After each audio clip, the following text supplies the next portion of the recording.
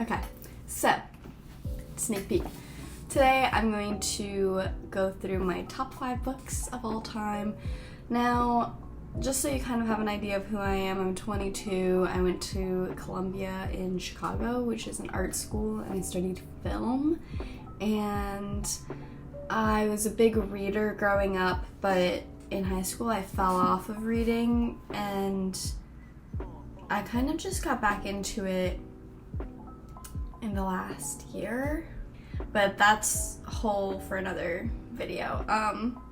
But I was writing my top 5 for my blog post, and I thought that I should make a corresponding video because this is just such a fun thing to talk about. So, let's just get started on number 5 on the list. And to say that I don't want to read mainstream books and I kind of want to, expand my genres and stuff, these are all pretty well known. I wouldn't say that I'm so special for choosing these books. But number 5 is going to be My Year of Rest and Relaxation by Otessa Moshfegh. I don't know how to say her last name. But this is a really great book. I was dying to read it for so long. I am obsessed. And yeah, I picked it up earlier this year, or maybe last year. I don't really know when I read this, but it was either last year or this year. And honestly, it's not lying. It's about resting and relaxing. Don't expect there to be some kind of crazy plot with this one. The basis is that she is trying to sleep for a year straight. So she's taking a bunch of sleeping pills, and she's I'm freaking trying to numb out everything and not feel and not really exist for a year. And she figures out the finances and just kind of has her life on autopilot. And in a way, when I was reading this, I thought it was a bit too dark for where I was in my own life while I was reading this. But it's it was fine. I mean, it was just the ending. It took a pretty dark turn. Don't get any ideas, just read it to find out. But yeah, it's that. And honestly, I got through it really quickly, and I started to connect with the character. She's somebody that you can relate to in a way. I don't know, it felt very real, who she is. So yeah, this is number 5. It's a really good book, and I guess my criteria for these books are the fact that I want to read them again, or I have read them multiple times and they made me feel some type of way, or the writing is just really well done. Okay, so number 4 is not the most underground book ever, but whatever. The Song of Achilles. This book is so good, and I don't care, it's literally popular for a reason. So this is by Madeline Miller. I honestly never attempted Greek mythology on my own time before this. It's a love story, and I love love, and I think it's very beautifully written, and it's very clear how to visualize what's going on while you're reading it. And I really love books that are vivid in that sense. And so yeah, no, this is great. I very much don't care that it's basic or whatever, because I can't wait to read it again. Okay, so number 3, which is right smack dab in the middle, and again, I had never said that these choices were special, but I'm gonna go with Animal Farm by George Orwell. This is a really short book. I finished it in a day, less than a day. This is magnificent. I always thought that this was going to be some sort of book that you read in high school and like you're not into it and it's kind of hard to get through. This is no Huckleberry Finn. Like, This is not boring. It is not hard to read. The language is clear as day. That I was able to understand the theme, you know, like the underlying topics behind the literal story that you're reading, you know, and that's why, you know, it's a school book, but it's just George Orwell does that, you know, but dude, it's really, really good. I don't know, like, I recommend.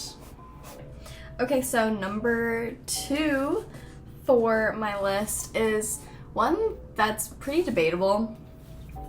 And you can see how old and beat up my copy is. But I have to go with Lolita by Vladimir Nabokov. And don't come for me. Don't start. Okay, first of all, I love this book. I remember I handed it to my friend Anam in high school. And I was like, you have to read this. And she had it for like months and didn't read it. And I was like, I want it back. I made sure to get this back. Like, that's how much I really loved this book. And honestly, I will be honest, this is usually my number 1, but it has changed and you'll find out what has replaced it. But I haven't read it in a really long time, like years. Like, I definitely need to read this again before the end of 2022. So I'm gonna put this back up on my list. I know it's problematic. I know it's about a friggin' pedo-ass dude that is, like, creepy and, like, kidnapping this young girl. Like, it's fucked up. I know that. But have you read it? Like, it's beautiful.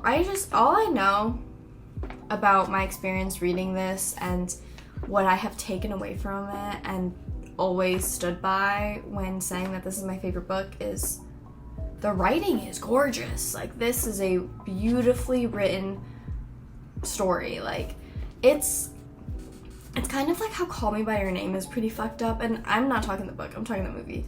Sorry to the book, but it didn't do it for me. But the movie did it for all of us. We were all there watching Timothée Chalamet, and don't act like you weren't, and that was pretty fucked up too. But it's like, it is the most beautiful thing I've ever seen. Like, I love that film. It's gorgeous. Luca Guadagnino did what he needed to do, for me at least. Like, and I'm not to say that it was so gorgeous that I, like, looked past the, you know, insane age difference and kind of, like, messed up underlying topics. I saw that, but it's just like, damn, they did that right, you know? And this is like that. It's like, I don't know why he wrote this. Like, are you trying to say that the author is messed up because he wrote up about a messed up character? It's a really difficult conversation to have with people because at the end of the day, the artist and the art and all that jazz that I don't need to get into right now, but this is a really good book. Yeah, that's all I gotta say. I mean, you gotta be, like, older, I would say, to read it. You should be at least 18. Just, you know, from understanding the story all around, but yeah, this is beautiful writing, and it's super duper beat up, and I'm now so excited to reread it this year, because I don't even remember what happens in it. Alright, so we're here. Number 1. What's it gonna be, Juliana? What was better than Lolita for you? This is a book that I read. This is the first book that I read in 2022, and my dog literally bit it, which is sad, because it's like, now my copy is all bitten up, but it gives it character. This is Just Kids by Patti Smith. You can see my dog bit it all up, and it's got that, like, uneven pages like that. Oh, aside from the gorgeous, like, literal book that this is, just wow, and like that part, this book is magnificent. I mean, it was absolutely a joy a pleasure to read and to imagine and to know that it happened in real life. Patti Smith is a poet in so many ways. She is such a talented artist and storyteller. Already knowing that she is this like super talented artistic person, and knowing the amazing work that Robert Mapplethorpe had produced in his lifetime, and then reading about their intimate relationship and how much genuine, innocent, pure love that they had for each other. I mean, and it just sent me down a hole of just like watching all sorts of Patti and Robert content and like a documentary about him. And again, it's very 18 plus. Like, this is like a mature book, a mature, sort of content. And there's photos embedded within the book, which is amazing. I love. It's just an era that I am obsessed with.